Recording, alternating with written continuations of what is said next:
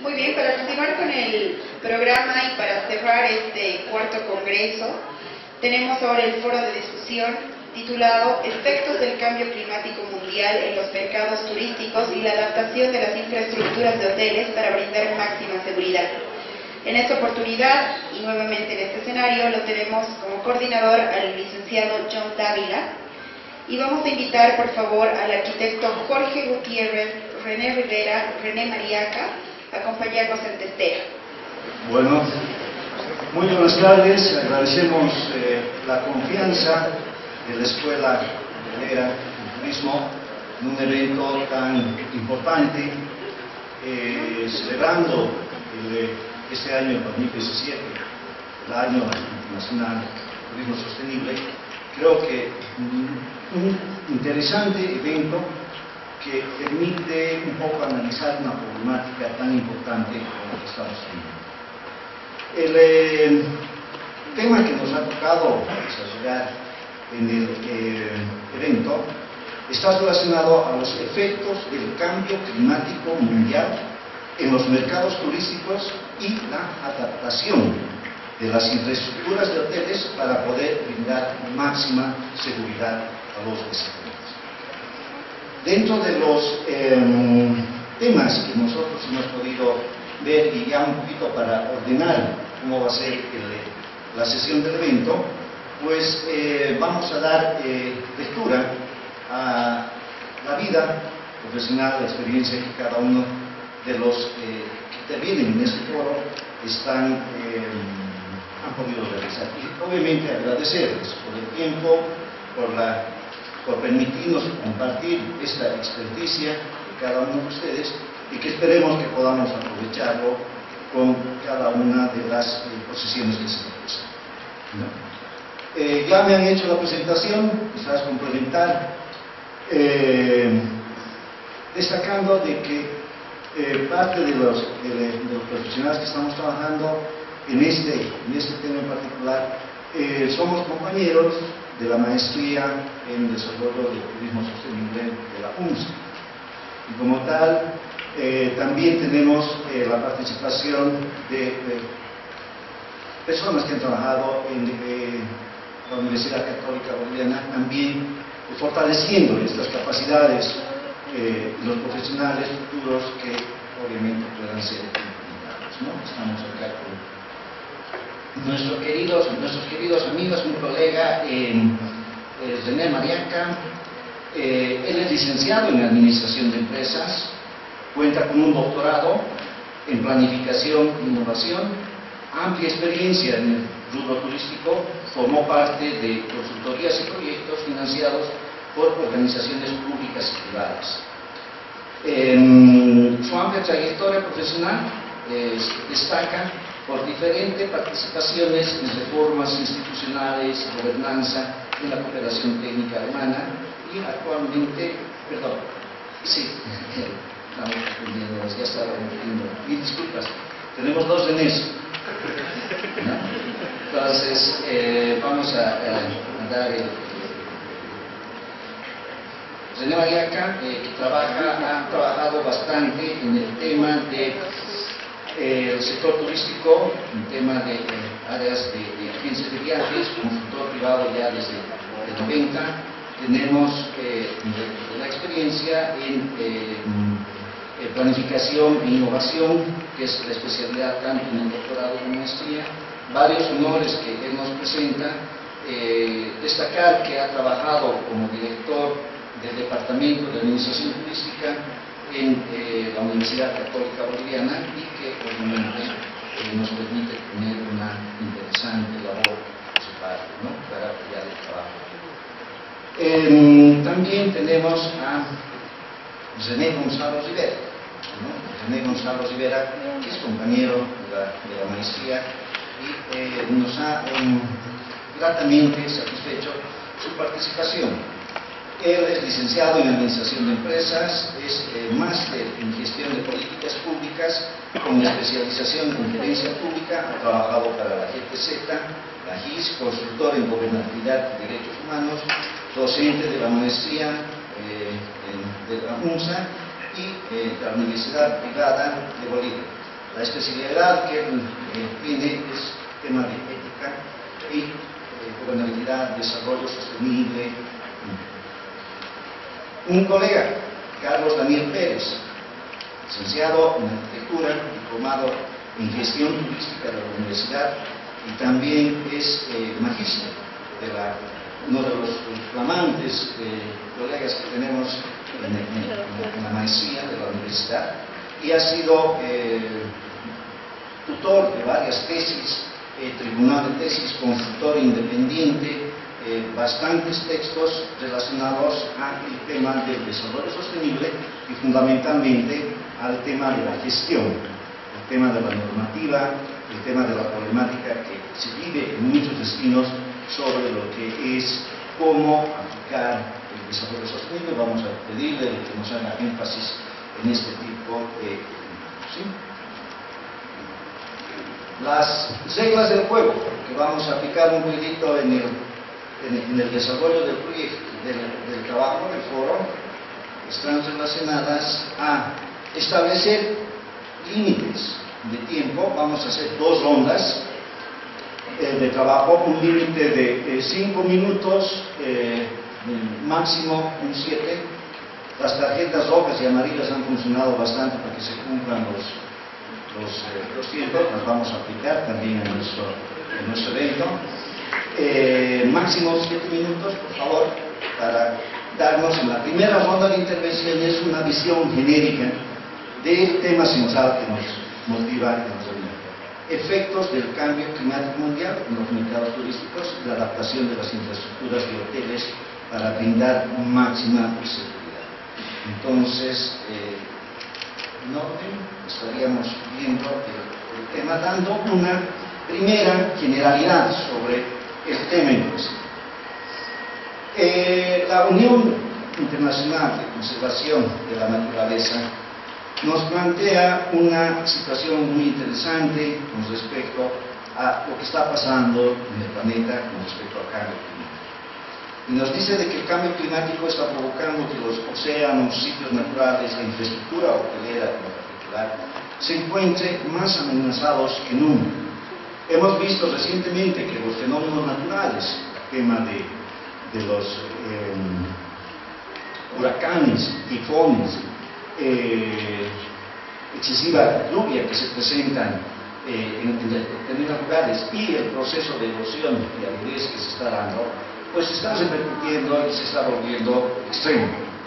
El calentamiento del sistema climático ya podríamos decir que es inequívoco.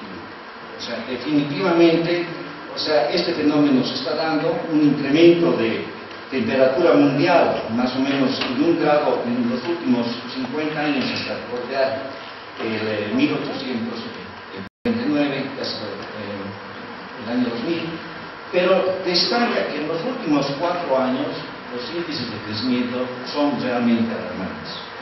Hay un 90% de probabilidad de que esto sea resultado de las actividades humanas que están incrementando las concentraciones de gases de efecto invernadero en la atmósfera.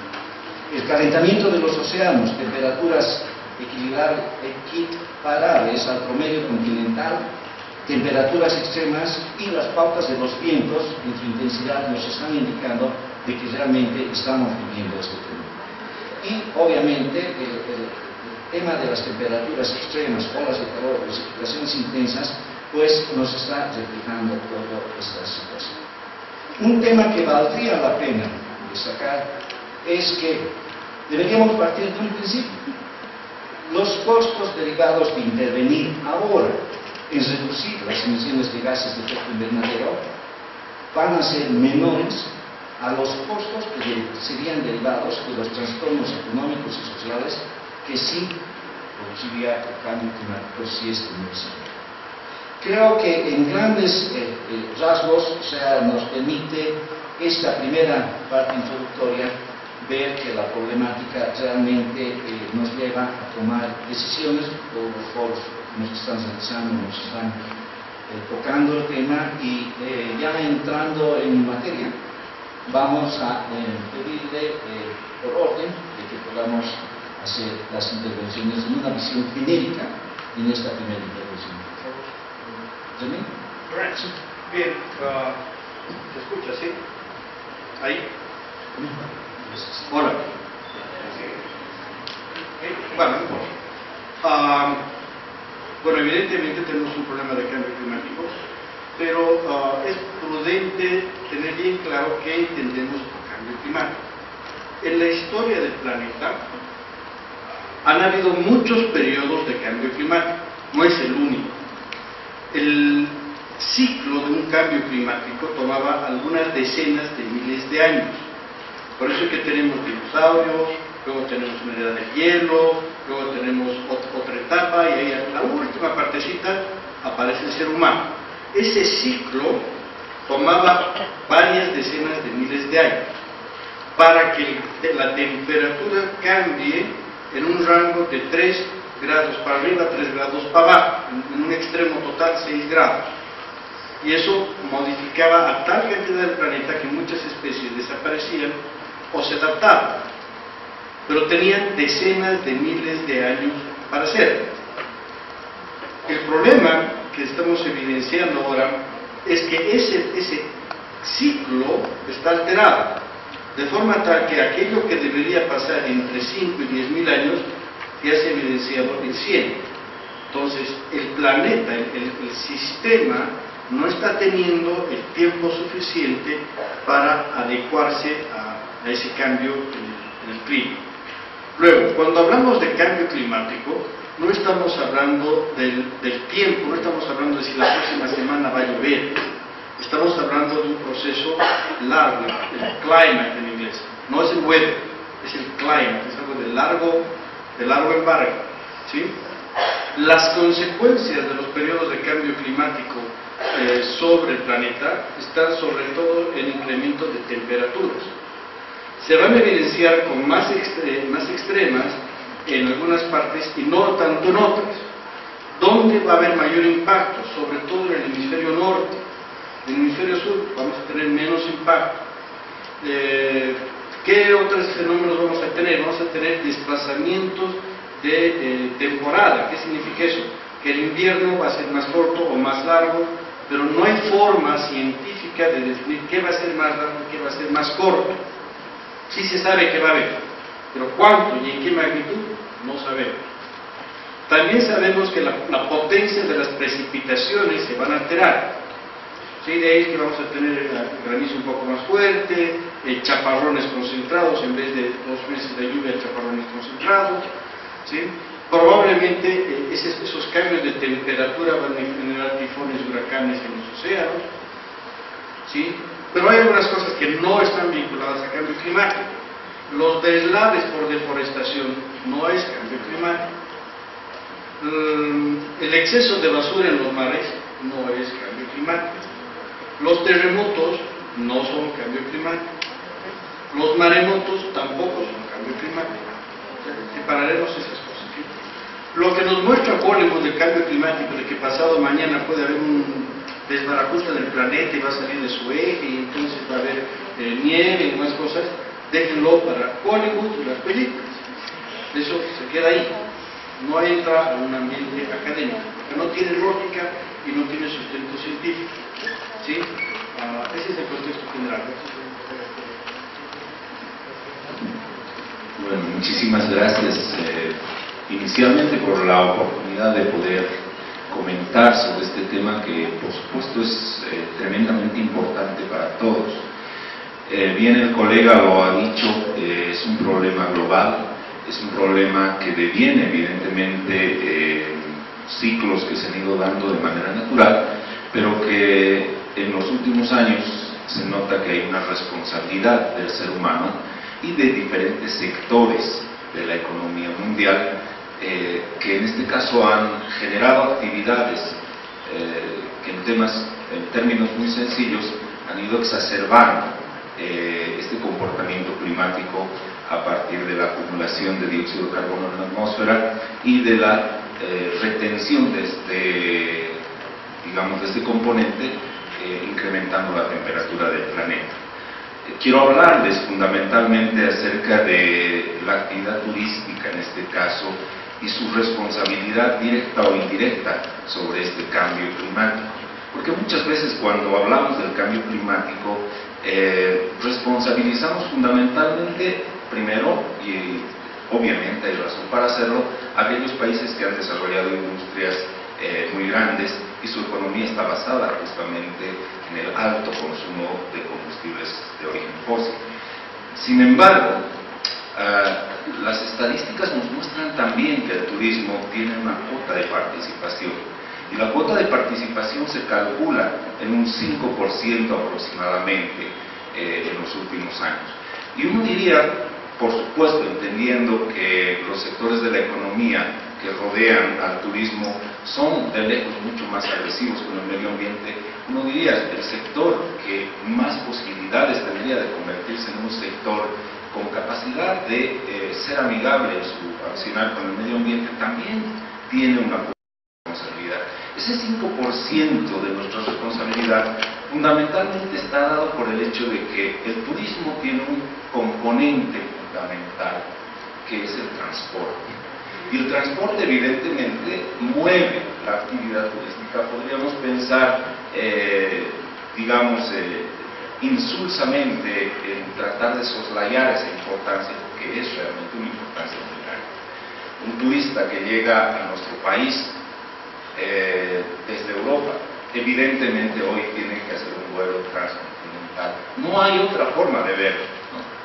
Podríamos pensar que tal vez para que se haga un turismo diferente, lo embarcaríamos en un velero y que tarde unas 4 o 5 semanas en atravesar el océano Atlántico. Por supuesto que eso ya no sería turismo, ¿no? Estaríamos retrocediendo 200 o 300 años atrás, y la actividad turística como tal, con la dinámica que hoy tiene, sería imposible. Y lo que preocupa es que, por ejemplo, se ha estimado que una hora de vuelo en un vuelo comercial por pasajero equivale a la contaminación que genera un poblador del destino turístico, por lo general en un país desarrollado, durante un año. Entonces, en 5 o 6 horas de vuelo, el turista ya ha contribuido al efecto invernadero de manera significativa, como lo hubiera hecho su anfitrión en un área protegida, en un sitio natural, durante 5 años de su actividad cotidiana. Eso es preocupante, evidentemente, porque a veces consideramos que el turismo sostenible, que es un turismo que hoy se pretende practicar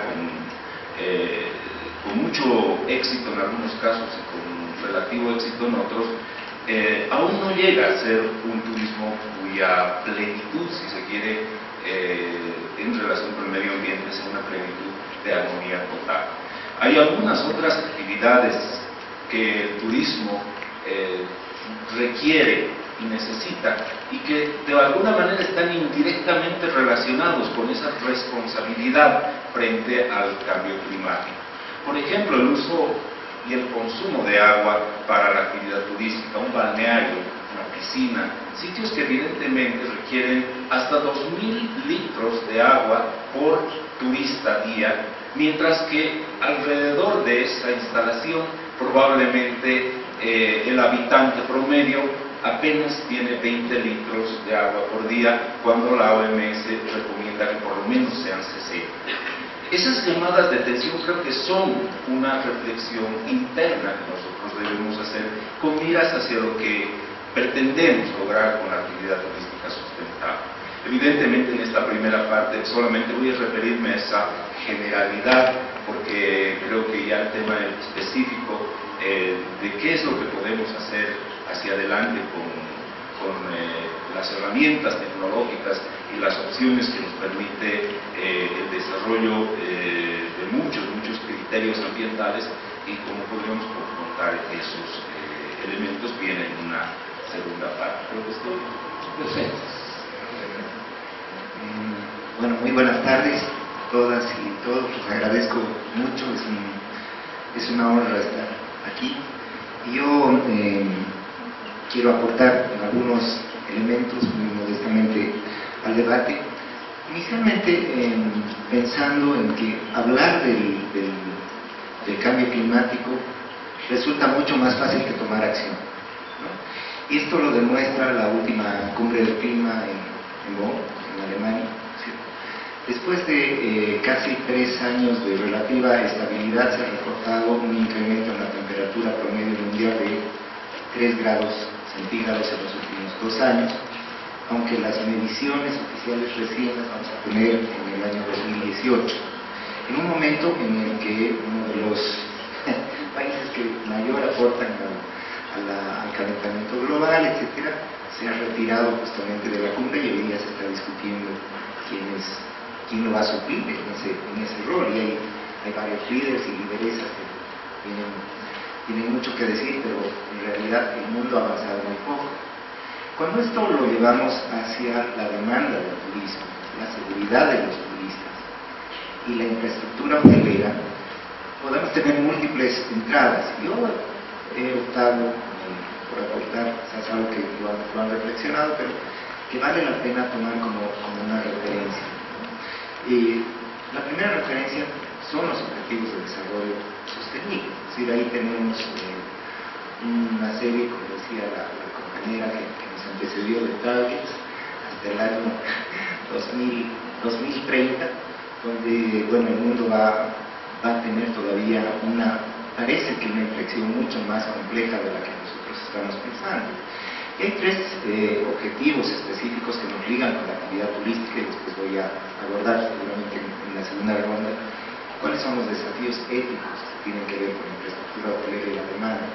Un primer objetivo es este objetivo de desarrollo sostenible 8, ¿no?, que está relacionado con el trabajo digno y el crecimiento económico. Y ahí encontramos una meta que es la meta 9, que está relacionada con la creación de puestos de trabajo, la promoción de la cultura y los productos locales. Como que ahí no tenemos grandes énfasis sobre el turismo. El segundo que nos liga con la actividad es el Objetivo de Desarrollo Sostenible 12, y ahí tenemos la meta 12B, que es muy similar a la anterior, pero nos coloca un énfasis, porque ahí necesitamos generar datos.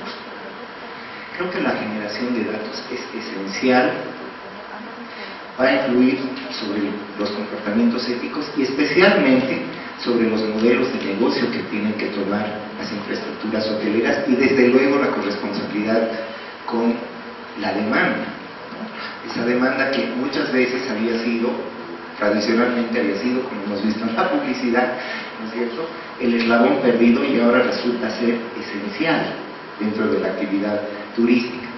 En términos de datos, el país está como bastante rezagado. Diría que este rezago es a nivel regional, ha habido muy poco avance, como se ha mostrado en la cumbre, ¿no es cierto? Pero la recolección de datos es lo único que nos va a permitir, como el tema de las redes sociales, cambiar la realidad. Lo que no podemos medir, difícilmente lo vamos a poder gestionar. Y tenemos el Objetivo de Desarrollo Sostenible 14, que es como bien específico, pero a mí me parece muy interesante porque tiene una relación con la vida submarina, etcétera, pero incluye una meta que es la 14.7, es decir, los Objetivos de Desarrollo Sostenible tienen 169 metas más o menos, y estas enfatizan el uso sostenible, especialmente en el turismo. Aquí se ha hecho un énfasis que incluye la pesca y la acuicultura, ¿no? Estos son, desde luego, desafíos clave, pero ¿qué implicaciones tienen en términos de los retos, de los desafíos, que es algo que con mi compañero vamos a seguir reflexionando? Solamente me quedo en algunas ideas porque creo que ya he terminado mi tiempo, y es los desafíos que tienen los hoteles, las infraestructuras hoteleras, para generar negocios sostenibles, porque los negocios sostenibles no solamente son éticos, sino son buenos negocios. Fomentar el consumo responsable y implementar principios de gobernanza, que es algo que voy a terminar en la segunda parte. Quería solamente completar esto. Son algunos datos preocupantes sobre la realidad nacional. En realidad tenemos pocos datos, pero hay un estudio de la Corporación Andina de Fomento de hace un par de años, se ha hecho en La Paz y en Santa Cruz, y aquí hay 2 datos con los que quiero terminar esta ronda, disculpen. El consumo solamente, o el aporte, digamos, de la huella de carbono de la zona residencial de La Paz, solo de la zona residencial de La Paz, es equivalente a la de la ciudad de Lima. pensando que Lima tiene 9.8 millones de habitantes, donde casi entraría toda Bolivia según el censo del 2012, y el aporte de per cápita de los en huellas de carbono de los habitantes bolivianos es similar al de China, ¿no? Creo que ahí tenemos bastantes desafíos y desde luego esto lo voy a abordar desde la ética. Muchas gracias. Perfecto, ¿no? Con estas intervenciones como que tenemos...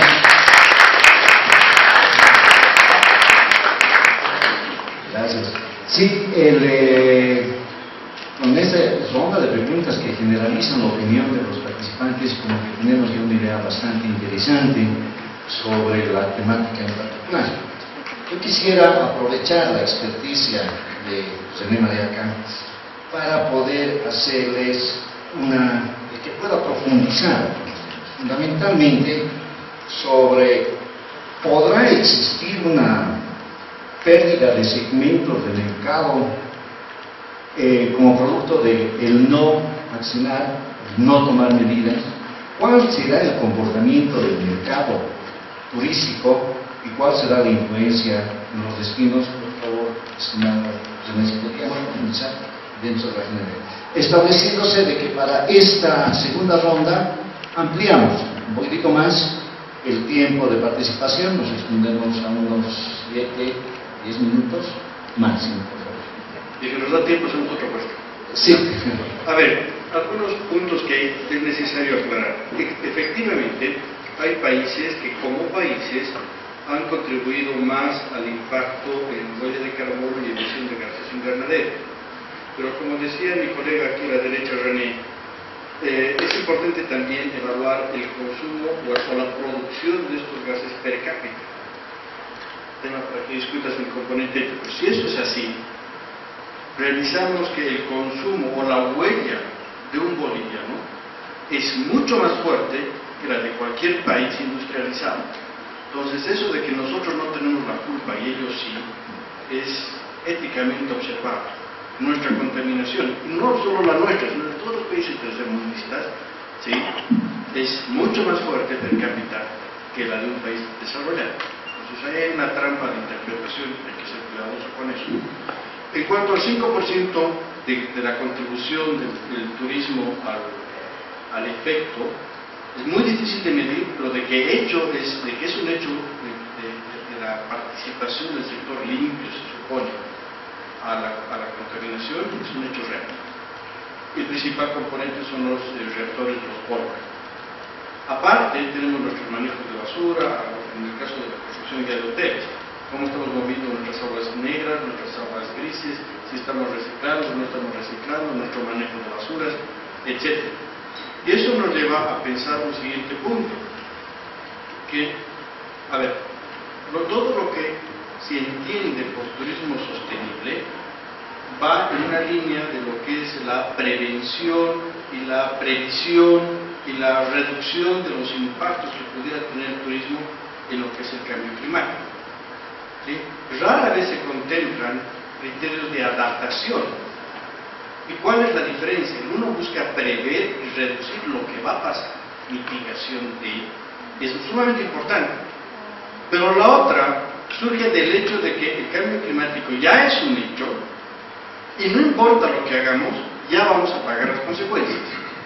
O sea, el daño cometido ya está cometido y revertir no es que la próxima semana se acabó el problema, va a tomar algunas decenas de años poder nivelar y revertir si es que lo logramos, que ahí dejamos en tela de juicio, ¿sí? Pero el componente del turismo sostenible es crucial. Tenemos que trabajar en dos partes, la mitigación y la adaptación. Las dos son muy, muy importantes. ¿Sí? Ahora bien, ¿qué es lo que va a hacer o qué va a ocasionar el cambio climático sobre el comportamiento de mercado en el sector turístico? No voy a tocar otras áreas, aunque me va a tocar eventualmente mencionarlas, pero solo de retoque. Por ejemplo, van a cambiar las temperaturas. Al cambiar las temperaturas, surgió una estrategia del gobierno canadiense y hacía una comparación con las playas de Miami y decía qué incómodas son las playas de Miami porque ya son demasiado calientes. es insoportable el calor. Además está absolutamente atiborrado de personas y está absolutamente contaminado, lo cual es bastante verdad. Y salía la segunda parte de la comercial y decía, en cambio, tenemos nuevas playas en el Canadá que ya no son frías, porque ahora son calientes, ha subido la temperatura, y no están atiborradas de contaminantes, ni de personas, ni de nada. Órale, venga a disfrutar las nuevas playas de Canadá y ya no necesita ir a bañar. ¿Sí? Entonces ahí vamos a tener cambios de desplazamiento de los flujos de turistas, buscando nuevas alternativas que van emergiendo como consecuencia de los problemas de cambio climático. Además, si eso lo aumentamos, que es probable que vaya a haber un incremento de tifones y huracanes en las clásicas playas del sur de los Estados Unidos o de Centroamérica, pues no sé, a mí no me gustaría ir a un turismo de playa con amenaza de que voy a tener un huracán. En el Canadá no va a haber huracanes. Entonces, tienes esos nuevos flujos. Yo vengo de la Universidad Católica. En la Universidad Católica hemos hecho algunas investigaciones bien precisas y algunas nos ha apoyado, por ejemplo, la Fundación Van Suyden. Habíamos hecho un seguimiento con fotografía aérea, de satélite termosensible, y hemos estudiado, por ejemplo, el caso de la Laguna Colorada. Hemos hecho la publicación, ha sido presentada en Hamburgo, y en ese caso en particular, si se hacen memoria, hace unos 10 años había el riesgo de que la Laguna Colorada se secaba, y decíamos que estaba en mínimo volumen de agua. Y curiosamente la investigación que se hizo en la Universidad Católica siguiendo la fotografía, porque no había otro mecanismo de seguimiento, llegó a la conclusión de que no se secaba, que era cuestión de un componente cíclico y que eventualmente se iba a volver a llenar. Como consecuencia, la semana de la publicación efectivamente llenó el agua, llovió y se llenó el agua y no hubo más problema con la Laguna Colorada. Pero siento decirles que nos hemos equivocado, porque sí se nos equivocó. Eventualmente va a pasar. ¿Por qué? Porque los incrementos de la temperatura en el lugar, ¿sí? De aquí va un comentario. El país el planeta como planeta, en promedio no puede subir 3 grados porque ya estaríamos muertos todos. ¿Sí? ¿Y cómo se calcula el incremento? Piensen que las temperaturas son la sumatoria de un promedio de temperaturas identificadas a lo largo de varias estaciones en diferentes puntos. Es un promedio de miles de temperaturas unitarias, promediadas y ponderadas. Es muy difícil calcular. Hay lugares donde va a haber incrementos de más de 3 grados. En el caso boliviano es el Chaco. El Chaco está listo. ¿Sí? Hay otros lugares donde no se va a notar mucho el cambio de temperatura, en el caso del Ecuador, en algunas partes, en otras sí. Los modelos no tienen ningún nivel de seguridad en el caso de ciudades y áreas montañeras como La Paz. Ningún modelo hasta ahora tiene un buen nivel de predicción. Entonces no se preocupe mucho por eso, porque La Paz no vamos a saber exactamente qué pasa. Pero como consecuencia de los cambios que les he mencionado, el caso de Canadá y el caso de Laguna Colorada, el punto es que el atractivo medular que generaba el flujo de desplazamiento de turismo a un lugar probablemente va a cambiar. Y al cambiar el producto medular, el flujo de turismo tiene que cambiar. Pero no siempre el cambio climático es negativo. También puede generar nuevas alternativas. Aquello que no se veía en un lugar se va a ver en otro lugar. Digamos, una especie animal que probablemente era muy avistada en valles. Va a subir la temperatura y ya la vamos a ver cerca del altiplano. Entonces es una alternativa para los que están en el altiplano, ya tienen avistamiento de ese tipo de animales. Entonces se pueden encontrar también alternativas de mercado en el cambio climático. Ahora, hay otro punto bien interesante. En medio de todo esto, calculen que aunque el cambio climático está acelerado, no es que nada va a pasar en los siguientes 5 años. Miami no se va a inundar en 5 años. El nivel del mar sube 1 centímetro por década. Así que eso de que va a llegar el fin del mundo porque la predicción maya y que va a llegar a los océanos y demás cosas, no es real. Sube esta cantidad cada 10 años. Es difícil que vaya a desaparecer en los siguientes 10 años. ¿De acuerdo? El ciclo de vida de una empresa, por lo general, va a ser mucho más corto que la evidenciación de los efectos del cambio climático. Por tanto, si construyes un hotel hoy, no esperes que las consecuencias del cambio climático te vayan a hundir en 3 años, porque no va a pasar. Pero sí, en 50, en 80. En otras palabras, yo no voy a ver impactos grandes del cambio climático. Mis hijos sí. Mis hijos van a pagar los suyos también. Con ustedes no. Con eso estoy más tranquilo. Incluso los que están durmiendo en la primera vez. Ahora. ¿Sí? Bien. En las estrategias de adaptación al cambio climático, depende del tipo de empresa y del segmento y del servicio que está atendiendo en el turismo. Aquellas empresas que su estructura de capital es fuerte en activos fijos son las que tienen un reto más fuerte de adaptación al cambio climático, porque son activos fijos. Más aún si hablamos de terrenos de edificación. En otras palabras, los hoteles están unidos. ¿Por qué? Porque no puedes cambiar de lugar tu hotel y puedes tumbar paredes con tanta facilidad como para hacer una adecuación al cambio climático. En cambio, una operadora de turismo, solamente cambiando el know-how, puede cambiar el destino del mercado y cambiar los flujos. Entonces, las empresas cuya estructura de capital está sustentada en activos fijos, la tienen más difícil. Y las que tienen activos inmovibles, o otro tipo de activos, derechos de área, know-how, etc., son más fáciles de ser adaptadas al cambio climático. En otras palabras, las operadoras y agencias se van a adaptar mucho más rápido y mucho más fácil a temas de cambio climático. Ahora bien, al igual que hay 3 estrategias genéricas de liderazgo, costos y diferenciación y demás cosas, también hay 3 estrategias genéricas de adaptación al cambio climático, vinculadas al sector turístico. La primera es la modificación parcial del producto turístico. ¿Sí? En el caso de un hotel, pues puedes poner piscina o retirar la piscina o alguna cosa así. En el caso de una agencia de viajes, es más fácil, puedes cambiar de segmento de mercado. La segunda alternativa es una modificación más profunda en el producto turístico. Y la tercera es dedicarte a otra cosa que no sea turismo. Así es. Y como ya me pasó la tarjeta roja, ¿cómo se acabó el tiempo? Muchas gracias. Bueno,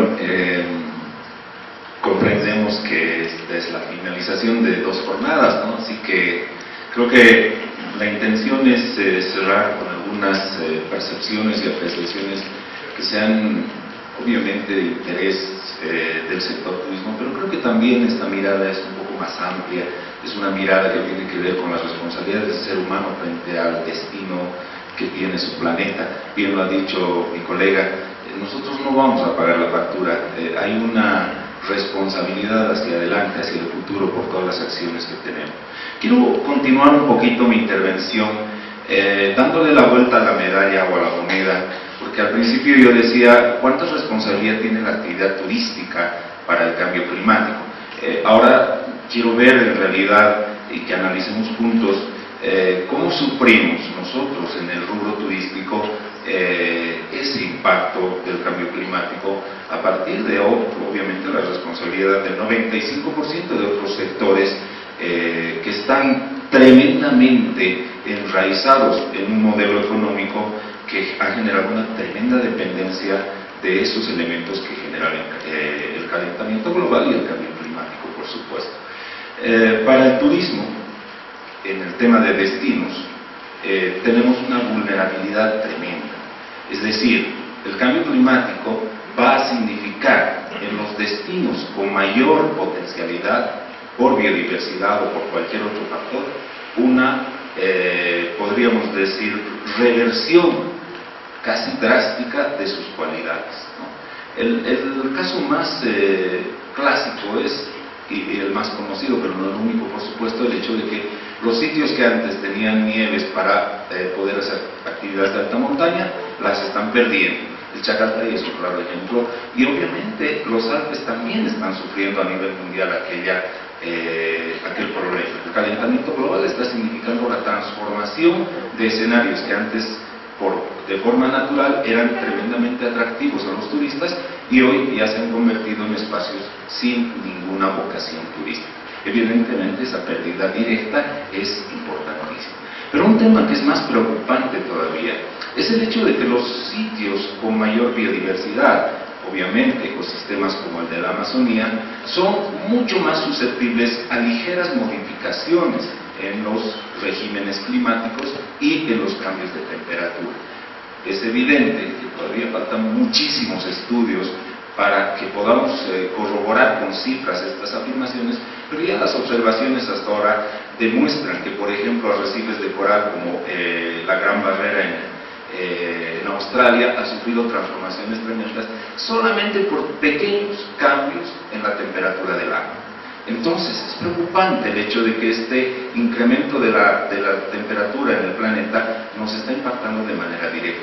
Y quiero tocar un poquito el caso de la Amazonía boliviana, porque de verdad que la Amazonía boliviana, tal como es el Parque Madidi y otras zonas que están dentro de ese ámbito, depende su biodiversidad más bien depende de dos factores climatológicos que hoy están siendo transformados. El primer factor climatológico es macro, es a nivel continental, es el factor de convergencia intertropical. Si quisiéramos explicarlo con facilidad, es el hecho de que la zona tropical, la zona ecuatorial del planeta es más cálida, y lo que hace esta temperatura más elevada en relación a otras partes del planeta es empujar masas de aire caliente permanentemente tanto hacia el norte como al sur. En el caso de la Amazonía, recibimos desde la línea ecuatorial grandes cantidades de humedad en la atmósfera, es decir, empujadas justamente por el efecto de convergencia intertropical. Y a nivel de Bolivia y de algunos países aledaños, tenemos otro componente microclimatológico, que es el efecto orográfico frontal, y esto es por la presencia de la cordillera de los Andes.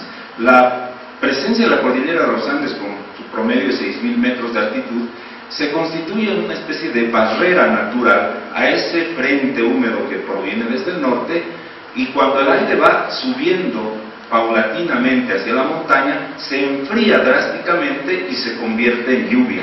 Eso es lo que le confiere la humedad a la región de los Yungas, a la región del Madidi, a la región amazónica. Estos modelos climatológicos, por supuesto, están comenzando a cambiar, y esos cambios, con seguridad, en poco tiempo, tal vez no 2 o 3 o 5 años, pero en poco tiempo es relativo, porque si hablamos de aquí a 20 años probablemente, el clima haya cambiado tanto en nuestro continente que probablemente la Amazonía se haya transformado completamente. Imagínense nuestro más importante potencial, evidentemente transfigurado de esta manera. Pero no es solamente la dependencia que tenemos como economía de estos elementos que producen el cambio climático. Es una dependencia directa en relación a las necesidades que muchos de los países quieren cubrir al margen de la actividad turística. Y aquí en Bolivia tenemos un ejemplo muy claro. La demanda para energéticos es tan grande a nivel mundial que Bolivia se considera fundamentalmente uno de los proveedores, y se considera un proveedor de energía de Sudamérica. Y esto ha llevado a nuestro gobierno a pensar que es preferible construir una represa e inundar un área protegida que conservar el patrimonio que al turismo le hace tanto bien. Muchos países han perdido evidentemente aquello porque existen evidentemente normativas importantes que se pueden aplicar, pero ante las normativas siempre hay formas de hacer excepción. Y evidentemente ahora me piden que hable un poquito de ese tema, normativa y gestión, que evidentemente es importante ligarlo y articularlo a este tema. Creo que podemos decir fundamentalmente lo siguiente. Cuando se habla, por ejemplo, de la huella de carbono, se está hablando de un componente individual, de un concepto un poco más grande, que es la huella ecológica. La huella ecológica es una forma de medir a cada ser humano y a cada sociedad cuánto espacio del planeta requiere para poder hacer sus actividades, sean turísticas, sean productivas de cualquier índole, ¿no? Y es evidente que la huella del carbono es la más importante porque es aquella que nosotros estamos haciendo mucho más énfasis en aquel. Con decir algo, las huellas, digamos, ecológicas de otros rubros, están, la agricultura, por ejemplo, debajo del nivel aceptable, pero la huella del carbón desde 1990 aproximadamente ya ha superado el límite máximo que el planeta puede producir. Ahora, ¿cómo interviene la gestión en este aspecto? Cuando nosotros hablamos de un Estado, y tenemos nosotros evidentemente una ley macro, la ley 1333, que no es nueva, es una ley que cuando la conferencia mundial del medio ambiente en Río de Janeiro se estaba efectuando en junio de 1992, esta ley ya había sido promulgada varios meses antes, en abril de ese año. Entonces no es algo novedoso. Sin embargo, ¿quiénes conocen las repercusiones de esta normativa general? Lo que pasa es que aquí hay un problema fundamental. La ley del medio ambiente prevé muchos elementos macro, muchos elementos genéricos en relación al medio ambiente, pero su normativa no es clara, su normativa no es aplicable, y ese es uno de los principios fundamentales en muchos de los países. No nos olvidemos que los principios fundamentales de las cumbres de la Tierra en todos los escenarios que han existido, la última, el 2015 en París, lo que han hecho es promulgar, si se quiere, líneas de accionar en pro de la reducción de estos elementos contaminantes, pero nunca han podido hacerlo con un carácter vinculante efectivo. ¿Qué quiere decir esto? Que evidentemente todos los seres humanos reconocemos el problema, pero ninguno es capaz de enfrentarlo a través de una normativa que sea lo suficientemente estricta. Cuando vemos los bonos de carbón negociables, y ahí va a tocar seguramente el tema de la ética, estamos viendo una de las peores formas de encarar el problema desde la perspectiva de la gestión ambiental. Porque, por supuesto, países que generan enormes cantidades de contaminación pueden luego negociar con países que no producen mucha contaminación y equilibrar en el mercado económico su participación en relación al medio ambiente.